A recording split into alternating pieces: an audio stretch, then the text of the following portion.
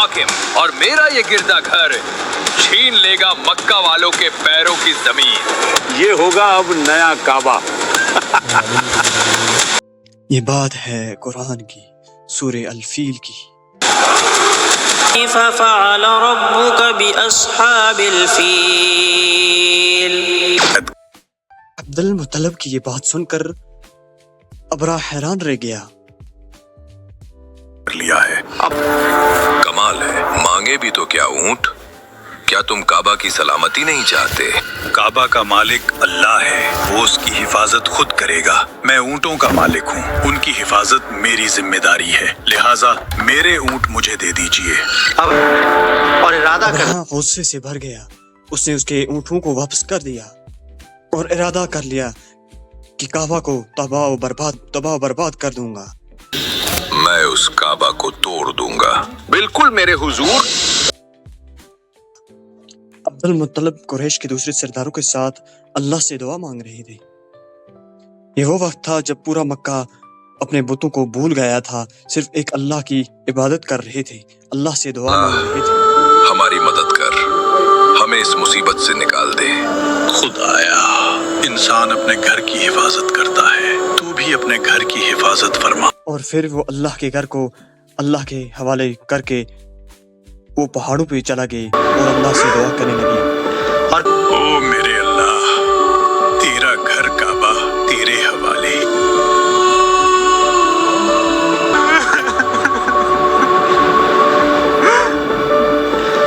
او میرے دوسری طرف اللہ، ابرہ چلا کے تیرا کہہ گھر رہا ہے، کعبہ تیرے حوالے۔ آگے بڑھو، حملہ کرو۔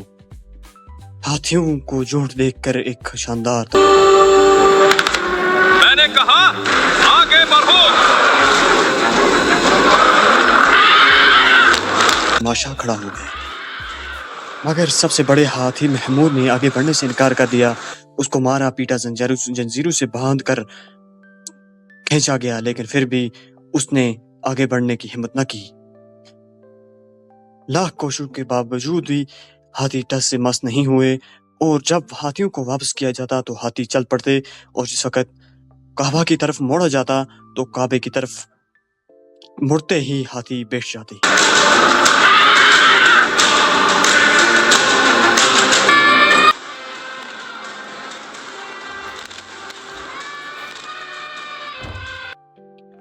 بلکہ انہوں نے اپنے ہی لوگوں کو کچل کر رکھ دیا۔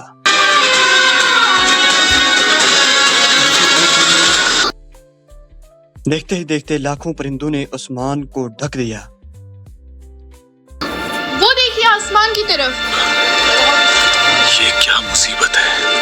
سبحان اللہ۔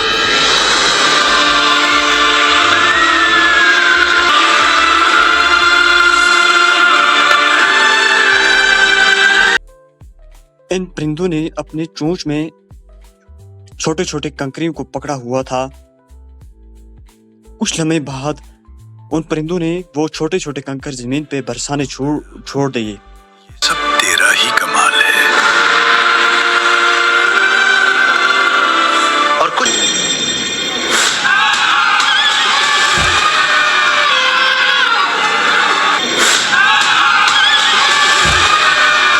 طرح لگتے کہ جس طرح کوئی بم دھماکہ تھا۔ ابرہ کی فوج کو اس طرح لگتا تھا کہ جس طرح آسمان سے شعلے برس رہے ہیں، اور وہ سپاہی سب اپنی جان بچا کر بھاگنے لگی۔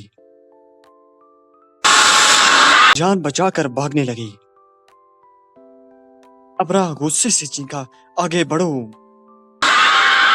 یوں ہی دن گزرتا گیا اور سب ہزاروں لاکھوں کی تعداد میں مارے گئے۔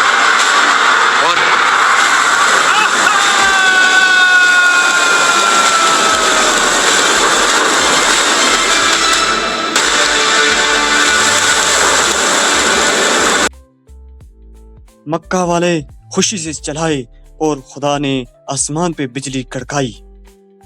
ابرہ کی ساری طاقت مٹی میں مل گئی اور ان سب کو کھائے ہوئے بوسے کی طرح کر دیا۔ پر پھر اس واقعے کے بعد آپ صلی اللہ ایک حدیث میں آتا ہے کہ مکہ والے اس واقعے کے بعد اتنے متاثر ہوئے 10 سال تک انہوں نے صرف ایک اللہ کی عبادت کی، اپنے کسی بت کو نہیں پوجا۔ یہ تھی سورہ فیل کی بیک گراؤنڈ سٹوری۔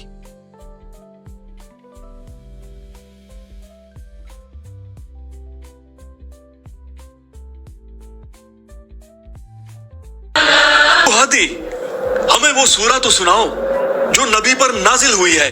بسم اللہ الرحمن الرحیم۔ ألم تر كيف فعل ربك بأصحاب الفيل ألم يجعل كيدهم في تضليل